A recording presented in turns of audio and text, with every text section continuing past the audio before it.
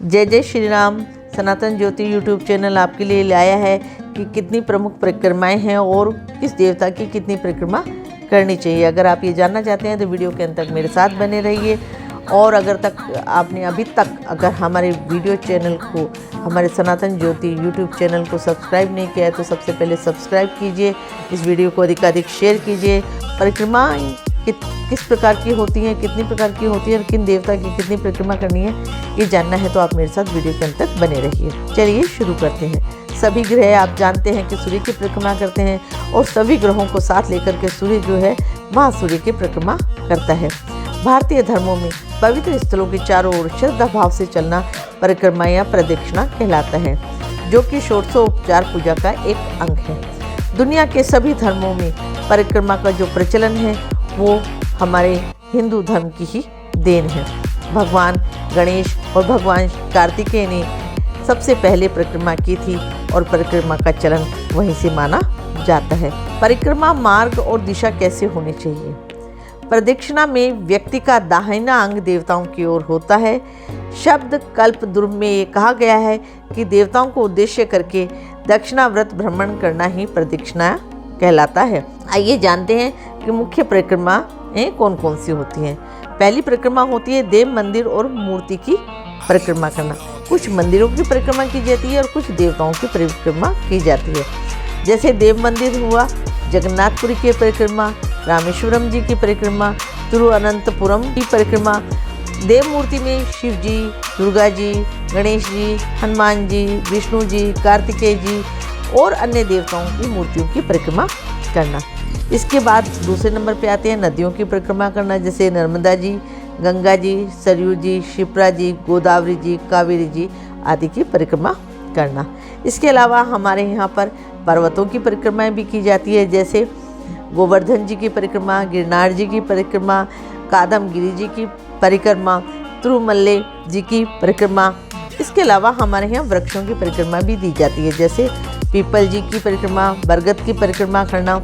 इसके अलावा तीर्थों की परिक्रमाएं भी हमारे यहाँ दी जाती है, जैसे 84 कोस की परिक्रमा, अयोध्या जी की परिक्रमा, उज्जैन जी की, प्रयाग जी की पंचकोशी यात्रा, राजिम परिक्रमा आदि। इसके अलावा चार धाम की परिक्रमाएं की जाती है, जैसे छोटा चार धाम परिक्रमा या बड़ा चार धाम परिक्रमा यात्रा जो होती है, जो हम चार धाम की यात्रा करते हैं उसको परिक्रमा देना ही बोलते हैं।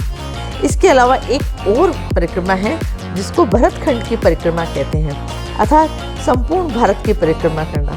ये परिक्रमा मुख्य रूप से परिवारजक संत या साधु करते हैं। इसमें सभी जो साधु समाज हैं उनका अपना अलग अलग कर्म होता है, लेकिन मैं फिर भी आपको एक संक्षिप्त कर्म बताती हूँ।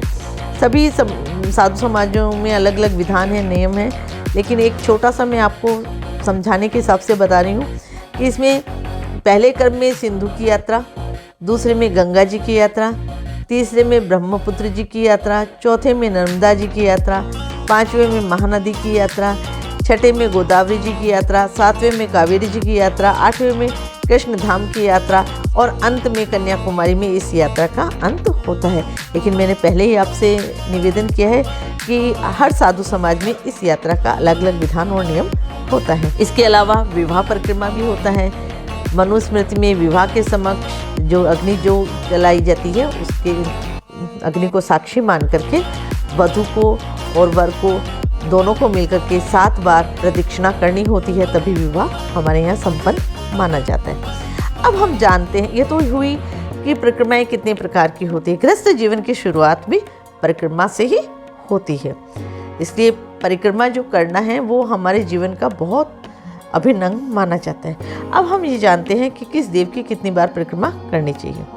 भगवान शिव की आधी परिक्रमा की जाती है, पूरी परिक्रमा नहीं की जाती है। माता दुर्गा की एक परिक्रमा लगाई जाती है। हनुमान जी और गणेश जी की 3 परिक्रमा लगाई जाती है। भगवान विष्णु की 4 परिक्रमा लगाई जाती है। सूर्य देव की भी 4 परिक्रमा लगाई जाती है। पीपल वृक्ष आदि जो होते हैं उनकी 108 परिक्रमाएं करनी चाहिए। और जिन देवताओं का नाम यहाँ मैं नहीं ले पाई हूँ उनको भी आप 3 प्रदक्षिणाएं लगा सकते हैं। भारतीय शास्त्रों के अनुसार पूजा के समय सभी देवी देवताओं की परिक्रमा करने की परंपरा रही है। जैसे मैंने भी बताया, सभी देवताओं की अलग अलग संख्या भी बताई गई है। आशा है आप जब मंदिर जाएंगे और या आप तीर्थ यात्रा पे जाते हैं, पर्वत पूजन करते हैं, देव वृक्ष पूजन करते हैं, देव पूजन करते हैं, तो आप प्रदक्षिणा लगाएंगे और इस संख्या के अनुसार लगाएंगे ताकि आपको वांछित लाभ की प्राप्ति हो, आपको ईश्वर का, आपको प्रकृति का सानिध्य प्राप्त हो, उनका आशीर्वाद प्राप्त हो। इसी भावना के साथ सनातन ज्योति यूट्यूब चैनल आज आपसे विदा लेता है। फिर हम मिलेंगे एक नई चर्चा के साथ। तब तक आप हमारे चैनल को सब्सक्राइब कीजिए, वीडियो शेयर कीजिए ताकि अधिकाधिक भक्तों को इसका लाभ प्राप्त हो सके।